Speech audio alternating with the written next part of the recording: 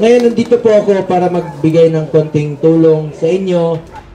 Personal na sinadya ni Special Assistant to the People, Kuya Bongo, ang mga nasunugan sa Area 6, Benitez Street, Barangay San Martin de Porres, Quezon City, kagabi. January 17 nang lamunin ng apoy ang nasa 10 bahay sa naturang lugar dahilan para mawala ng tirahan ang nasa halos 100 individual. Sa pagbisita ni Kuya Bongo, dala niya ang relief goods para sa mga apektadong residente. Nangako rin ang dating kalihim ng tulong mula sa mga sangay ng gobyerno.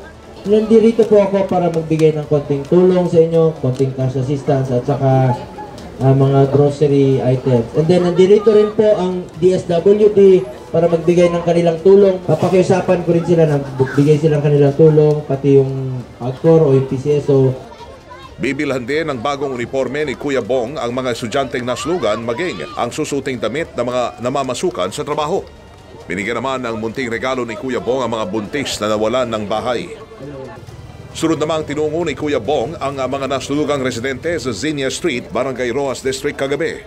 Huwebes nung nakaraang linggo nang matupok ng sunog ang may 9 na bahay sa naturang lugar. 3 tao naman ang nasugatan matapos ang pangyayari. Sa kanyang pagbisita, bitbit ni Kuya Bong ang mga gamit at pagkain na makakatulong sa mga pamilyang naapektuhan ng sunog.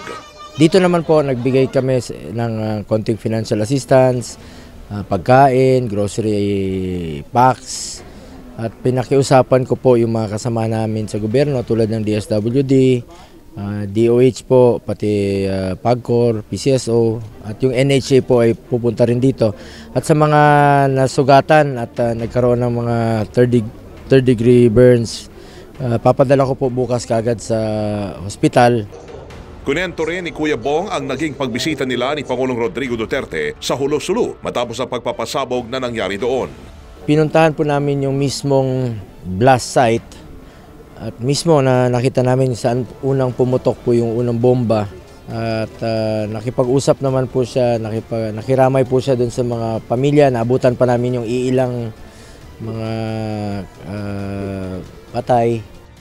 Nangako rin daw ang Pangulo sa mga residente roon na sasagutin ng gobyerno ang pagpapagamot sa mga nasugatan sa pagpapasabog. Dagdag pa ni Kuya Bong, galit ang Pangulo sa nangyari sa Hulo pero mas binabuti ng Pangulo na makiluksa muna sa kanyang naging pagbisita kahapon. Wala naman daw balak ang Pangulo na palawakin pa sa buong bansa ang umiral na batas militar sa Mindanao dahil lang sa nangyari sa Sulu. Hindi naman po. Nasa martial law na po ang buong Mindanao. At gagamitin po ito ni Pangulong Duterte yung mga legal means po ng ayon sa batas. Doon lang po sa pagsugpo ng terorismo at ng rebellion. Weng de la Peña, Radio Pilipinas.